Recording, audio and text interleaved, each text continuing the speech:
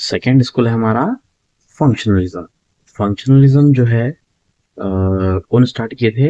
William James, जो कि एक प्रोफेसर थे पहले एनाटॉमी और फिजियोलॉजी के। ठीक है, उसके बाद उनका इंटरेस्ट जो है साइकोलॉजी में डेवलप हो गया, तो उन्होंने हार्वर्ड यूनिवर्सिटी में साइकोलॉजी के क्लास लेते थे। विलियम्स जेम जो है जनवरी 11 1842 को पैदा हुए थे और जो है अगस्त 26 1910 को उनका डेथ हो गया। ठीक है, 1890 में विलियम्स जेम जो है बुक लिखे थे प्रिंसिपल्स ऑफ साइकोलॉजी, बहुत फेमस बुक थी जो कि विलियम जेम्स के द्वारा दी गई। फिर साइकोलॉजिस्ट बोले कि फंक्शनलिज्म की थीम क्या है, क्या बेसिस पे स्टडी करना और क्या बेसिस पे स्ट्रक्चरलिज्म और फंक्शनलिज्म सेम है और कैसे डिफरेंस है, ये हम मालूम करेंगे। स्ट्रक्चरलिज्म में क्या कर रहे थे? स्टडी ऑफ माइंड पे स्टडी कर रहे थे, फंक्शनलिज्म वाले भी उनके फेवर में थे, राइट। स्ट्रक्चरलिज्म में क्या कर रहे थे कि what is mind made up of, इस पे फोकस करते। लेकिन फंक्शनलिज्म में क्या करे कि रेदर देन दैट उस पे फोकस करे कि हमारा माइंड वर्क कैसे करता है। स्ट्रक्चरलिज्म में उन्होंने ये कहा कि माइंड जो है सिस्टम में वो अडॉप्ट करता है और एडजस्ट करता है। ठीक है, ये बेसिस पे स्टडी करे थे। माइंड के कंपोजिशन को हम नहीं जान सकते, रेदर क्यों ऐसा बोले तो यहाँ पे क्या कर रहे थे कि ये दो चीजें बताए थे। एक तो क्या है, उन्होंने क्या बिलीव करते थे स्ट्रक्चरलिज्म में जो है consciousness is on going and not stable, मतलब माइंड में जो है माइंड डिफरेंट सिचुएशन पर डिफरेंट वर्क करता है। पहला पॉइंट क्या था कि mind is fluidic not stable, है ना। जैसे कि दो चीजें बताया मैं आपको ये, तो यहाँ पे जो हमारे माइंड में बहुत सारी चीजें चलते रहते हैं, गोइंग प्रोसेस है जो साइमल्टेनियसली चलते रहते हैं। जैसे एग्जांपल के तौर पे वाटर का एग्जांपल हम देखेंगे कि वाटर जो है, पानी जो है बहते रहता है, हम वाटर में से एक ड्रॉप उसका अलग निकाल नहीं सकते क्योंकि हम प्रोसेस चलते रहता है, बढ़ते रहता है। तो बोलने के बाद आएंगे निकाल सकते, लेकिन ऐसा कुछ होने वाला नहीं है, वो एक साथ बहते रहेगा, हम निकाल नहीं सकते। वैसे तो हमारे थॉट जो है डिस्टिंक्ट होते हैं, लेकिन वो एक ऑनगोइंग प्रोसेस में चलते रहते हैं। जैसे कि अभी मैं कुछ और सोच रहा हूँ, थोड़ी देर के बाद चीज के बारे में कुछ और सोच रहा हूँ, तो जो हमारे थॉट जो है चेंज होते रहता है, राइट। फंक्शंस उनके यही बोलते थे कि it's very hard to study the structure of mind, क्योंकि यहाँ पे हम डिवाइड करके उसको फंक्शन इसके जो होते हैं एलिमेंट्स को स्ट्रक्चरिज्म के हिसाब से जो है बहुत डिफिकल्ट है डिवाइड करना एलिमेंट्स ऑफ माइंड को। सेंसेशंस, इमोशंस, इमेजेस, ये सब डिवाइड करना बहुत डिफिकल्ट था। हम जो है बात करते हैं यहाँ पे एडजस्टमेंट एंड अडेप्टेशन की। ये बात क्यों कर रहा हूँ, क्योंकि यहाँ पे जो है ना इंस्पायर हुए थे चार्ल्स डार्विन से। I guess you aware of Charles Darwin, right. उनकी एक थ्योरी थी नेचुरल सिलेक्शन की।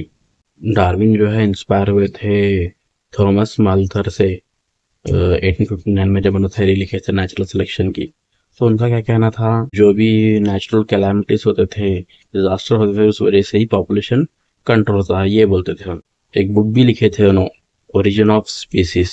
इनके दो एस्पेक्ट्स थे, एक तो था कि जो स्पीसीज होते थे कि उन्होंने क्या करते थे, अडॉप्ट करते थे, रिलेशंस को अडॉप्ट करते थे। दूसरा ये था कि उन्होंने नेचुरल सिलेक्शन करते थे, यही बोलते थे कि रैपिड मल्टीप्लिकेशन हो रहा है, जो पॉपुलेशन हो रहा है, मल्टीप्लाई हो रहा है, ये जो बोलते थे उन्होंने।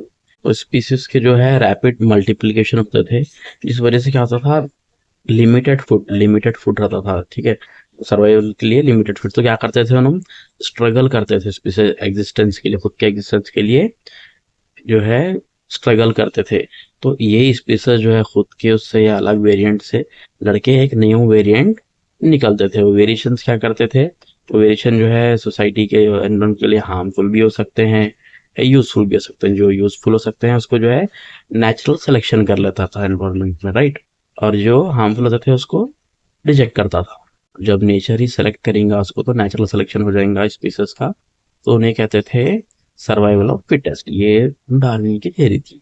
तो इसी तरह जो है वी ह्यूमन बींग जो भी होते हैं, वो अपने सिचुएशन के हिसाब से एनवायरनमेंट में अडॉप्ट करके सेटल होने के लिए करते थे। दैट के how do we adopt and how do we adjust, rather than focusing on ये मेंटल प्रोसेस का कंपोजिशन क्या है। जेम्स ने कहा कि ये फोकस करो कि ये मेंटल प्रोसेस को कंपेयर कैसा करते हैं, कि ये एक्टिविटीज कैसा करते हैं to adopt in the environment. उनके साथ और भी फंक्शनिस्ट थे जो इम्पोर्टेंट थे, उनके साथ जो है John Dewey, James Rowland, Angell Stanley Hall, JM Cattell, Edward Thorndike, Robert Woodworth. Functionist जो थे, उन्होंने इंट्रोस्पेक्शन का जो स्ट्रक्चरलिज्म का मेथड था वो तो डिस्कार्ड नहीं करे, उसके फेवर में पूरे भी नहीं थे। उन्होंने जो है एक्सपेरिमेंटल मेथड स्टार्ट करे साथ ही साथ, ठीक है। ये मेजर पर्सपेक्टिव में भी नहीं रहा, ये भी स्ट्रक्चरलिज्म के जैसा डिस्कार्ड किया गया है, लेकिन मॉडर्न सोसाइटी में जो है इसकी आइडियोलॉजी एक अच्छा रोल प्ले करती है। फंक्शनिस्ट की जो आइडियोलॉजी है